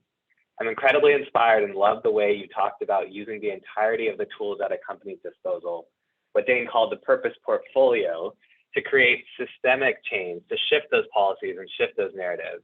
And Tara, I also love how you frame this work, a force for good and a force for growth. Now, for our final session of the day, we're going to continue on that theme, and I'd like to introduce Adrian Gore of Discovery Limited and Abeed Mahmood of FSG. Adrian Gore founded Discovery Limited in South Africa in 1992 with a core purpose to make people healthier and enhance and protect their lives. Discovery is now a multinational financial services provider renowned for the Vitality Shared Value Insurance model, which incentivizes behavior change and integrates this into insurance and financial services pricing. This pioneering model of insurance is transforming markets globally, built into the offerings of leaders such as AIA, Generali, John Hancock, Manulife, and Ping An Health, representing more than 35% of the global personal protection market, with over 30 million Vitality members across 31 countries. Abeed Mahmood is a managing director at FSG and leads engagements on corporate purpose, CSR, and shared value. He has advised healthcare companies, including Abbott, Eli Lilly, Merck, and Quest, and also others, such as MasterCard and Dow Chemical. Abeed serves on FSG's Business Oversight Committee and co-leads our Washington, D.C. office. We will have an audience Q&A portion for this discussion, so please submit your questions using the Q&A function in the Zoom. Now I'll pass it to Adrian to share his take on the future of shared value in financial services, and Abeed will join back in for a moderated Q&A in about 15 minutes. Adrian, over to you. Nikhil, thank you. Thank you very much for the opportunity. Just trying to get my slides right here. Hold on one sec. It's really it's a great pleasure to be addressing you, and I hope I get across our message, really trying to illustrate the power of our business model, our Vitality shared value insurance model. I think trying to make the point of just its ability to shape financial services and to shape insurance, and I hope I get this across to you. Let me just get my slides out there. Thank you. So maybe I think you covered the introduction very generously, but to make the point in context, I mean, we started out as a health insurer in South Africa, and I think the context is important in kind of the evolution of shared value, because our kind of issue was, this is at a point in the history of South Africa when Nelson Mandela was just freed in 1990 and was leading up to the first democratic elections in 1994, and we formed a health insurance company. And the strategic question was really how you could do this in a sustainable way. As you can see from the chart, our country, as you may know, has terrible levels of disease burden, HIV, AIDS, infectious diseases, non-communicable diseases as well, has too few doctors, as you can see in the middle of the chart, and from a history of discrimination has an absolute commitment to an egalitarian system, so no discrimination at all. You know, very much like Obamacare, no guarantee, no pre-existing conditions can be taken into account, community rating in terms of how you price health and life insurance, and so a very, very egalitarian system. And the question is, in a market like this, you can't really price risk. You're not able to actuarially really price risk accurately. At the same time, there are not enough doctors and hospitals to make a market and therefore manage the care on the supply side. And so the kind of conclusion we came to was, could we make people healthier and really reduce the demand for healthcare? And so we started out discovery on this very simple but I think very powerful purpose that has been very enduring for us around the idea of making people healthier. And that's been our North Star. The manifestation of that on the left-hand side of the chart was the concept, as you mentioned, of vitality. It's really a construct, a behavioral construct that incentivizes people to make the right choices in a framework of know your health, improve your health, and get rewarded. So you get vitality points for doing healthy things, going to the gym, eating healthy, being physically active, not smoking, etc. Those points give you a status, so it's kind of a very simple behavioral model, and the status gives you all kinds of rewards and incentives. You pay less for your insurance, you get access to gyms, to healthy foods at discounts, etc. The critical thing in the middle of the slide is the kind of architecture of the model. The Vitality Behavioral Program underpins the institutional businesses of health and life insurance and prices those behaviors actuarially into the actual insurance. And kind of inadvertently over time, while this was kind of an actuarial or entrepreneurial hunch in the mid-90s, what happened to us over time is we found that we actually developed a very, very pure shared value model. So by making people healthier, you create economic value. And I think the fundamental thing about health and life insurance, and to an extent financial services, we are completely aligned to our customers. If they're healthier, we are more profitable. And we can share that profit through incentives to make them healthier. And so you get on the right-hand side this very clear shared value model. People are healthier, we're more profitable, we share the incentives, and they go around and hopefully they do more of it and become healthier. And so it's great for us, great for our customers, great for society, healthcare systems, etc. And so you get a very pure shared value model. I think the globalization of this really was from a very local South African model globally because of three very, I think, important megatrends. The fact that we started to understand that the nature of risk of people dying, people getting sick is very much behavioral choices people make. Just 4 choices drive 60% of mortality. It's quite an amazing thing. Smoking, eating badly, being physically inactive, and drinking alcohol leads to 4 conditions that drive 60% of deaths. It's a remarkable outcome. And our understanding of behavioral economics as to why people make those choices with over-optimism, with what we call hyperbolic discounting. They don't concern themselves about the future. We're all coded that way. And so we had to change those incentives and understanding the nature of risk. When I started out studying, risk was deemed to be pre-existing. And so we learned about the nature of risk. At the same time, the power of technology, the enabling power of technology, and then, of course, the importance of corporate social responsibility, that corporations like ours and others need to have a purpose, a role in society. And so these 3 megatrends coalesce to form a very, very powerful force globally, where our models start to really resonate. I'd put it to you that COVID has really accelerated that dramatically, and we're seeing over the last number of months just an acceleration in every respect. We're learning from the COVID data that forget about just non-communicable disease, but infectious disease like COVID is very much a factor of lifestyle choices to your risks of death and sickness. There's been a rush on technology, and of course, corporate responsibility has really accelerated. So we found ourselves kind of at the epicenter of the opportunity. What has happened globally, I hope the slide is clear, but on the right-hand side, an analysis done by, if you look at the large life and health insurers globally, all of them, I think, are embracing this idea that risk is not pre-existing, that you can impact people by engaging them, helping them be healthier. And the manifestation of that, as you can see from the chart, is that these companies are becoming ecosystems, buying insurtech businesses, essentially trying to find out ways of how you engage the customer, how you make them healthier. And I think that, of course, is the opportunity. I put it to you, we pioneered this approach of engaging and incentivizing health and pricing it into insurance. Our Vitality Network today is made up of 16 companies, including ourselves, across 31 markets. And you can see the scale of the network. Giants like Ping On, AIA, Generali, Sumitomo, John Hancock, Manulife, and others around the world have become part of our platform. And I think we're learning about the data, the tech, and the layers of how this thing can work. And I think what's powerful about it, and I know I have limited time, and just bear with me for a moment. I think the power of it is it's completely and totally in line with our customers. As I said before, there's absolutely no dissonance. So if you think about insurance markets, health and life insurance, which are big and powerful, they have been historically very transactional businesses. The insurer charges a premium, and when you're sick or you die, unfortunately, they pay a claim. Of course, there's a lot of complexity in that. But I think the value chain that I think we focused on is the behavior change, getting people to behave in a different way, make the right lifestyle choices, and through that, creating economic value. When people make choices to make them healthier, it creates considerable value in our risk pool, but of course in broader society. But what we've done in a disciplined way is created this shared value equation. I hope it doesn't bore you, but I think it is important to understand the components of it.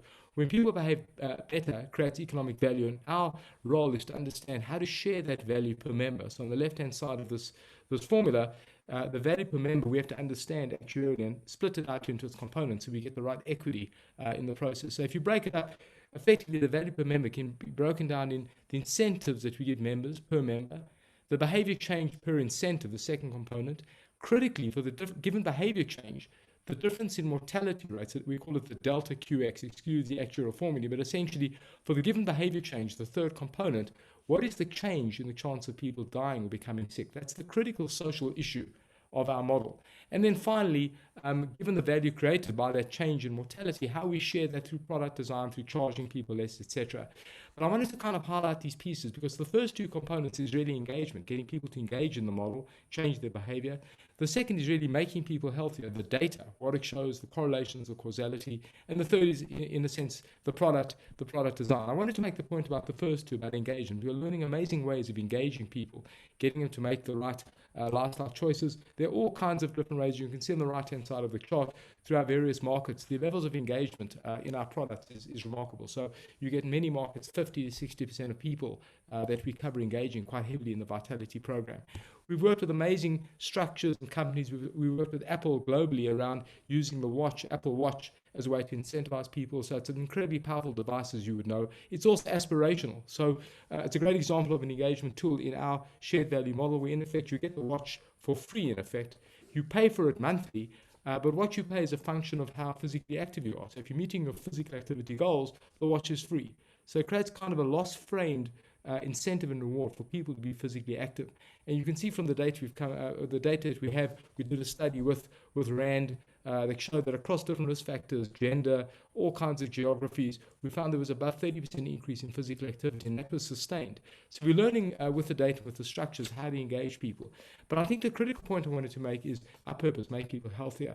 And that's the third component of the equation, really, for a given change in behavior. What is the change in the mortality rate and the chance of death or sickness? And the data is incredibly compelling, and I think that's what makes the shared value model so powerful.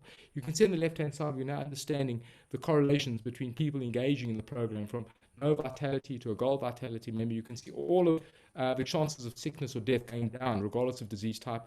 Amazingly, in the middle of the chart, the COVID data coming out is incredible. So people who are heavily engaged in making the lifestyle choices have a 70% or higher chance of lower chance of death or sickness from COVID. So this is a very powerful model against infectious diseases. And then the right-hand side, I thought I'd show some causal data. In other words, not just correlated data, but in fact, people becoming more physically active. And as you follow them over time, longitudinally, you can see that their healthcare costs and their mortality risk come down. So the data is remarkably powerful. Where we're heading to now in the model, and I think it's very important to make this point, is that we are developing a very powerful data set globally, 50 million life years of data to understand exactly lifespan, what we call health span. So we're rolling out for the first time this idea in a very predictive layer of understanding different metabolic risk factors and understanding per person in a very accurate way what is the expected lifespan of an individual, what is their health span in green. In other words, how many years have they got ahead of them that are healthy, what is the health span gap, and what diseases are they likely to get. And I think the power of this model is, hopefully it's intuitive to the customer. It tells you how many healthy years you've got. But you can see on the right-hand side of the chart, we can also offer from the data, what is that one next best action that you should do that will have the greatest effect on lengthening both health span and lifespan. It could be physical activity, it could be medicine adherence. We're learning more and more how to do this. I wanted to show some data. In my own case, I'm a male, 57, excuse the actual terminology. I've been very good on vitality, but we kind of backsold this on a 57-year-old who's not following a very healthy regime, smoking, an ex-smoker, not eating well, not following his prescription medication. You can see on the right-hand side a health span of 16 years and a lifespan of 21 years. Amazingly, he's just doing a few activities, being more physically active, sticking to your medicine. You can see the health span grows from 16 years to 22 years. It's a remarkable result. What's showing us is that health is highly elastic to behavior. So just a few activities can really drive up both lifespan and health span. I think what's amazing about the data is that it's conclusive across different ages, different genders. It really is about making people healthier. This is about real equity, where in effect, regardless of your state of health, you can really affect your health span. So health span is very elastic and can be changed, number one. Number two, through one or two activities, that change can be dramatic. And you can see on the right-hand side of the chart, in this case, a 70-year-old female hasn't lived a healthy life. It's never too late. You can see by doing one or two activities, this individual could change their health span from 6 years to 11 years, or nearly 12 years, nearly doubling of health span. So the potential to make a difference to society is remarkable. For us, of course, it creates a very different shared value insurance model across the value chain of what we do. Our whole view now is about predicting illness. We have the data now to predict illness, to value it, and then to intervene and incentivize people in the right way, to make the right lifestyle choices, to incentivize financially and through guidance and education and all kinds of digital therapeutics to get them to intervene. The effect of this can be dramatic. In a sampling one of our risk pools, we predicted 33,000 people who would be diabetic. So it's the prediction pool. They have considerably higher health and mortality, death risks, and our ability to reduce that risk is dramatic through these kinds of tools. So the shared value model, I think, has tremendous potential, obviously, in health and life insurance. And I think, as we are doing in other industries as well, you have a similar kind of behavioral biases with just a few behaviors that make a dramatic impact. So through the Vitality shared value model, I think we've created a kind of repeatable, scalable model that can, of course, create strong institutions, but the whole issue of shared value, creating economic value, making people healthier, and hopefully changing financial services in the process. Sorry, I've taken too long. Deep, but I hope no worries, Adrian. There's such rich information here. I feel like we could have easily spent an hour on each of your slides. And I want to thank you, first of all, you and other colleagues at Discovery, because you all are demonstrating through such a powerful and compelling model how shared value can work in real life. And for Discovery, shared value is not about just a single initiative. It's not just about doing one pilot, right? You've built your entire business model based on shared value. And as you were sharing a few minutes ago, when your customers are healthier, they make more profits, and it creates that virtuous cycle. And one of the reasons, of course, we think shared value is so powerful is that it can be scaled. And while you started working in health, you're now applying shared value to other areas like financial well-being and even the environment. So I'm wondering if you can share with us a little bit more about how are you thinking about those other areas beyond health? Well, I think the important issue, and I think you've raised it, is the consistency in the fact that just a few behaviors lead to better outcomes, health-wise, planet-wise, etc. We find the same thing in driving, just a few driving behaviors, speeding, accelerating through corners, a number of things we've tracked that lead to fatalities. We found the same in banking, terms of financial wellness. There's a few things in terms of unsecured debt, not saving for retirement, etc., lead to all kinds of financial difficulties. And the same in the planetary issue, in terms of the planet, driving, traveling, eating the wrong foods, electricity that you burn, etc. Those individual behaviors lead to the climate problem. So we've applied exactly the same model in the case of banking. So Vitality Money effectively incentivizes and guides people to manage their money better. The same structure works in exactly the same way, and they get powerful benefits in the banking system. So they pay a low rate of interest on borrowings, they earn more on savings. So it's really kind of the model we're trying to get to is talking to the very value proposition that people value in that particular industry, but using the same kind of behavioral tools, the same structure and architecture, and we're applying it to motor insurance, banking, rolling out this concept of Vitality Green, of trying to incentivize better behavior in terms of the climate. And again, making the point of, I think if we get these adjacencies right, the ability to really transform financial services for the good. And there is no dissonance. I think that's the powerful issue. Adrian, there's a question from the audience that I'd like to explore a little bit more. This person is saying that this is a fascinating model in terms of how incentives can inspire healthy behavior. Can you comment a little bit about how you see this model applying to people who are in low-income communities or marginalized populations? For example, if someone isn't going to be buying or wearing an Apple Watch, and just to expand on that further, I think what you mentioned about the transition of South Africa is important here as well, right? That you're not discriminating based on any pre-existing conditions. So the system is egalitarian, yet at the same time, we know that socioeconomic disparities exist, whether it's in the US or in South Africa. So when it comes to healthy access to healthy food, for example, people aren't all in the same boat. So can you comment a little bit more about how you think about those disparities and inequities? Yeah, absolutely. I think it's a crucial point. I mean, the first point to make is that the program is not about healthy people, it's about making people healthier. And in fact, the data shows that the sicker you are, the older you are, often these behavior changes are more powerful. So this is really about a program aimed at all risk factors. In terms of income levels, it's important to say that the fundamental issue of this model is to bring the price of insurance down. So by getting people to change their behaviors, to make the right lifestyle choices, it actually brings the cost of health and life insurance down. So it creates more access for people. And intuitively, you would expect, and it's difficult to get there simply, but intuitively you would expect that financial incentives have a greater impact as you go further down in terms of lower income. In our own market, we have to grapple with massive levels of inequality. So we're trying to bring down the cost of insurance. We're trying to make financial incentives crisp and clear that hopefully have even more value lower down. So obviously the Apple Watch is a sophisticated benefit, we're using in markets like North America, etc. But in simple markets, markets where there's a simple issue about access or not, the fundamental issue of the model is to try to bring the cost of coverage down. I think that is the social issue.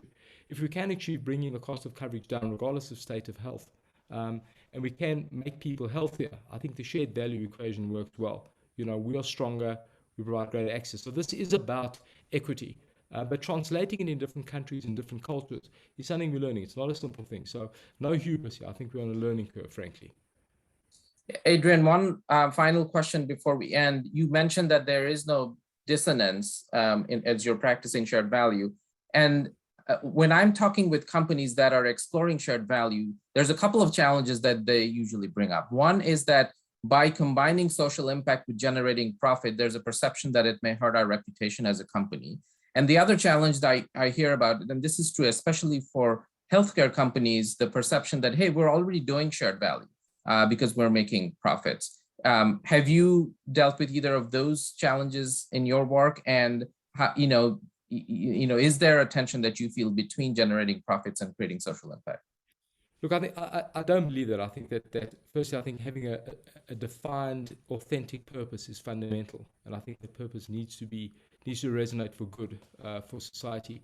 Our simple idea of making people healthy has been the cornerstone of that. So we've been proud of that from the get-go, even before companies were speaking about purpose to an extent. But I think the strength of the model, I guess any business should not have a dissonance with its customers. And in ours, it's a pure form. If people are healthier, we are more profitable. So, in fact, if anything, I think the shared value revelation for us has been the better we do this, the more we share value, the lower the cost of our products, the more competitive we are, and the more profitable we are.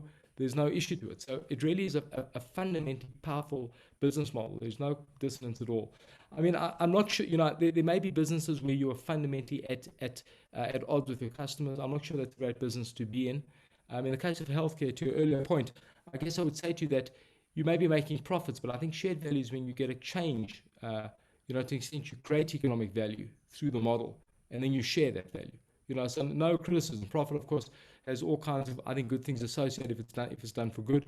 But I think the model is powerful if you can create change, and the change creates economic value, and that value can be shared. So I think we have a pure translation of that in the markets we're in. And I think in most of the stuff we're doing, from banking to motor insurance to property and casualty, there is no dissonance. And I have a deep conviction, I think our team does, that there should be no dissonance, and we should be proud of this concept of shared value. I think it has the potential to take capitalism to a different dimension where it's not seen as at odds with society, quite the opposite. It underpins, a functioning society. Got it. Thank you. Since we do have a couple more minutes, there's two other questions that are a little bit more specific to your model, and maybe you can choose which one you want to answer if we don't get to both of those. But I'll mention both of the questions to you, Adrian. One is, someone asked, what are your inputs for measuring health span? The other question, another participant asked, was, how do you think about data ethics and surveillance, especially of vulnerable populations? Are they informed about data privacy and data choices? So the first point is that I think we treat data with considerable respect. Data is only used for good in our model. It's only used to incentivize better outcomes, better value. So in every market we've been in, from complex markets like California, New York, to Germany, to different markets that are different, it's never been an issue. Being clear, we make sure we comply with laws, data laws. All data is anonymized. So despite the considerable granularity of the data, we've never had an issue with it. And we regard that using data for good as a very important principle. To your second question, how do we measure health span? It's a complicated model that effectively takes an individual based on their risk factors and predicts forward all the metabolic risk factors, almost creating a mortality risk per year, right? And it works out kind of a probabilistic disability adjusted life year measure. So you can work out the probability of good years and then sick years and translate that into something people understand. So it's a pretty complex process. We use the global burden of disease to localize the data into different markets. But I think it is probably the most comprehensive tool out there now, and it forms the core of our kind of personal pathways for individuals. So it's a complex calculation, but in fact for the customer it's simple. Here's your expected lifespan, your health span. Do one thing, be physically active, and this is what will happen. Thank you, Adrian. I encourage participants to dig deeper into the Discovery story and what they're doing. And again, thanks to you and colleagues at Discovery, Adrian, for showing us through stories, through data, and through your example of how shared value can work in practice. Thanks for your time today. Thank you. Thank you, Adrian and Abeed, for capturing the ways human behavior can improve individual health, financial wellness, and environmental footprint, and how building a system that is inclusive and supportive of all can lengthen everyone's health span. I really like the way you've tied healthy behavior to financial well-being and climate action. And what a powerful way to close this session on access to health and tie all 3 days of the summit together. I want to thank all of our speakers throughout the day. Here are just a few of the many takeaways that I'm leaving today with. First, the importance of centering the patient voice and experience and being as close to the consumer as possible when thinking about and informing how we improve access to health and increase equitable outcomes. Also acknowledging and reckoning with past harm, particularly to build trust and demonstrate authenticity when working with communities. Accounting for and addressing the social determinants of health in order to improve access to health. The power of data and technology in doing so, as well as in reaching resource-limited settings. And recognizing the interconnectedness of health and healthcare with other issues, and that this is all operating in a larger system. And finally, the importance of senior leader engagement, vulnerability, and accountability. Again, thank you to all of the speakers who contributed to today's event. Thank you for sharing your experiences, your stories, your examples, and your lessons, as well as your push and call for all of us to do more, to continue our learning, and to go further to use the power of the private sector to improve access to health, to advance health equity, and to create equitable health outcomes for all. I also want to thank our sponsors again for making this summit available to the public. And finally, I want to remind our partners to log into the private session we'll be having shortly after this closes, where we'll be hearing from Paulina Murphy of the World Benchmarking Alliance, Mark Kramer of the Harvard Business School, and Mark Fitzer of FSG on the economics of impact that will begin shortly. Thank you to our audience for joining us today, and we hope you will join us for tomorrow's session focused on climate action.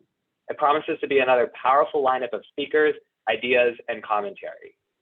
Thank you again, and enjoy the rest of your day.